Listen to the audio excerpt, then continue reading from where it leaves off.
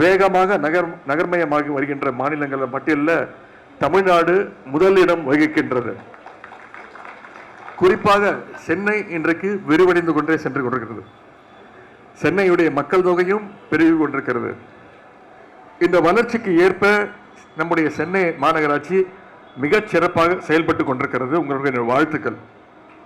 அன்றாடம் மக்களுடன் இருந்து மக்களுக்காக சேவை செய்யக்கூடிய ஒரு துறை என்றால் அது நம்முடைய நகராட்சி நிர்வாகத்துறை தான்.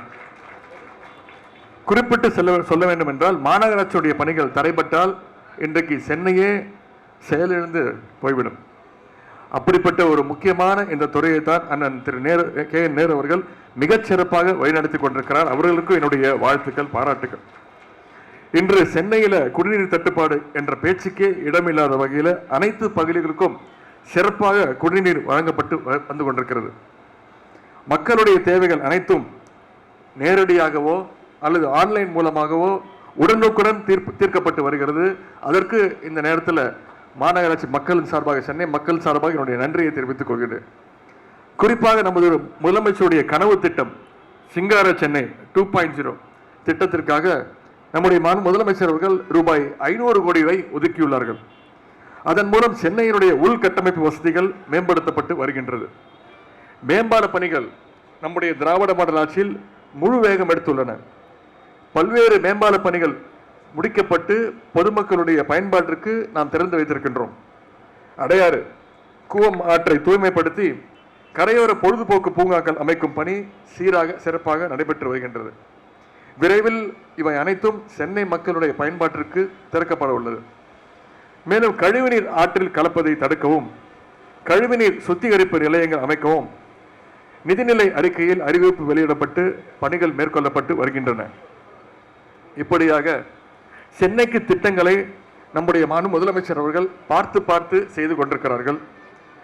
அண்மையில் சென்னையில் ஏற்பட்ட கனமழை பாதிப்பை பற்றி நம்ம அத்தனை பேருக்கும் தெரியும். அந்த நேரத்தில் களத்தில் இரவு பகல் பாராமல் பணியாற்றியவர்கள் மாநகராட்சி பணியாளர்கள். வெள்ள பாதிப்பிலிருந்து மக்களை மீட்டதில் நம்முடைய மாநகராட்சிக்கு மிகப்பெரிய ஒரு பங்கு உண்டு. சென்ற 2015ஆம் ஆண்டு சென்னையில் இதே போல ஒரு மிகப்பெரிய ஒரு வெள்ளம் வந்தது. அப்போ சென்னை கிட்டத்தட்ட ஒரு 10 நாள் 12 நாள் முடங்கி போனது. ஆனால் இந்த முறை பெய்த மழையிலிருந்து 2 நாட்களில் நம்ம மீண்டு வந்தோம்னா அதற்கு நம்முடைய சட்டமன்ற உறுப்பினர்கள், கவுன்சிலர்கள், மக்கள் பிரதிநிதிகள், குறிப்பாக மாநகராட்சி பணியாளர்கள், அரசு அதிகாரிகள், உங்களுடைய பங்கு மிகப்பெரிய முக்கியம். மேயர்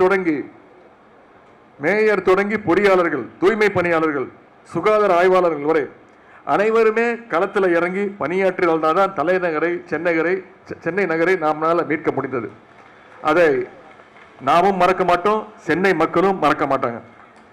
ஏனென்றால் மழை வெள்ள நேரத்தில் பலர் எவ்வளவோ விமர்சித்தாலும் எதிர்மறை கருத்துக்களை பேசினாலும் அதை பற்றியெல்லாம் கவலைப்படாமல் அனைத்து பகுதிகளையும் மக்கள் பணியே முக்கியம்னு அனைத்து பகுதியிலும் சரி செய்த பெருமை நம்முடைய சென்னை மாநகராட்சிக்கு உண்டு.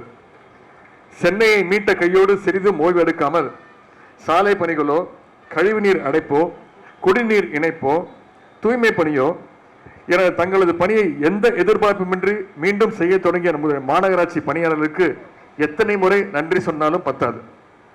அப்படி மக்களுடன் களத்தில் நின்று அவர்களுக்கு தேவையான மாநகராட்சி பணியாளர்கள் தீர்த்து வைத்து வருகின்றீர்கள். சென்னையினுடைய ஒவ்வொரு வளர்ச்சியிலும் உங்களுடைய பெயர் எழுதப்படும்.